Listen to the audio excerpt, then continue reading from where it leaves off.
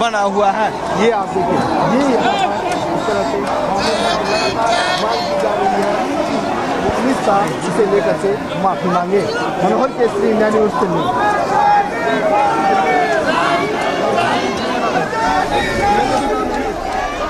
அண்மை செய்தியை பார்த்து வருகிறோம்.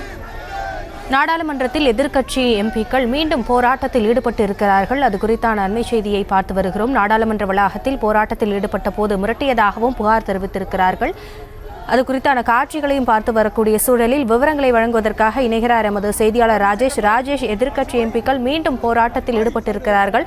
அங்கு தற்பொழுது கள நிலவரம் என்ன? வணக்கம். நாடாளுமன்ற வளாகத்தில் மீண்டும் இந்தியா கூட்டணி எம்பிக்கள் ஒன்றிணைந்து போராட்டங்களை தொடர்ந்து செய்து வருகிறார்கள். பாஜக எம்பிக்கள் தன்னை மிரட்டியதாக ராகுல் காந்தி பத்திரிகையாளர்களிடம் தெரிவித்திருக்கிறார். நாடாளுமன்ற வளாகத்தில் அமித்ஷா பதவி விலக வேண்டும் என எதிர்க்கட்சியினர் தொடர்ந்து முழக்கங்களை எழுப்பி வரக்கூடிய நிலையிலே தொடர்ந்து அந்த போராட்டம் மீண்டும் வலுவடைந்திருக்கிறது.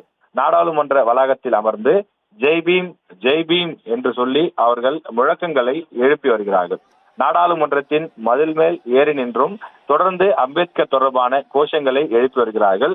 அவர்களுடைய அந்த கோரிக்கை என்பது, வலியுறுத்தல் என்பது, அமித்ஷா தன்னுடைய கருத்துக்கு வருத்தம் தெரிவிக்க வேண்டும், அவர் மன்னிப்பு கேட்க வேண்டும், இல்லை என்றால் அந்த உள்துறை அமைச்சர் பதவியிலிருந்து அவர் பதவி விலக வேண்டும் என்றும் அவர்கள் தெரிவித்து வருகிறார்கள். இது தொடர்பாக இன்றைய தினம் எதிர்க்கட்சி வரிசையில் இருக்கக்கூடிய எம்பிக்கள் அனைவரும் நீல நிற ஆடை அணிந்து அனைவரும் எம்பிக்கள் கோஷம் எழுப்பியபடியே உள்ளே வந்தனர். அவை தொடங்குவதற்கு முன்னதாகவே இரண்டு தரப்பு எம்பிக்கள் இடையே வாய் தகராறு ஏற்பட்டது.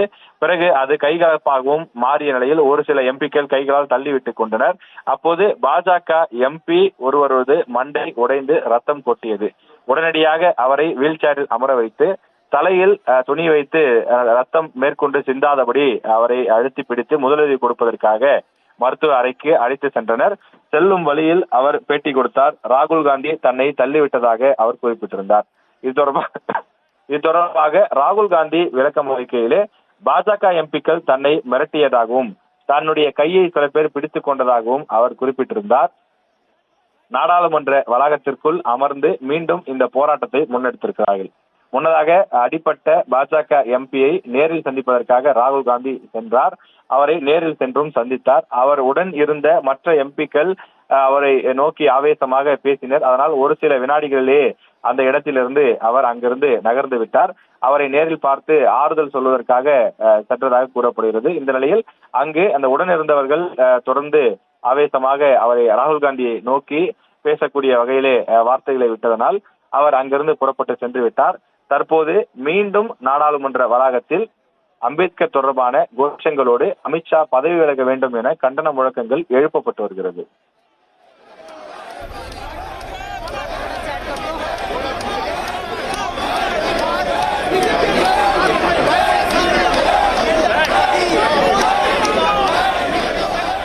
நாடாளுமன்ற வளாகத்தில் எதிர்க்கட்சி எம்பிக்கள் மீண்டும் போராட்டத்தில் ஈடுபட்டிருக்கிறார்கள். இது குறித்த விவரங்களை வழங்கியமைக்கு நன்றி ராஜேஷ்.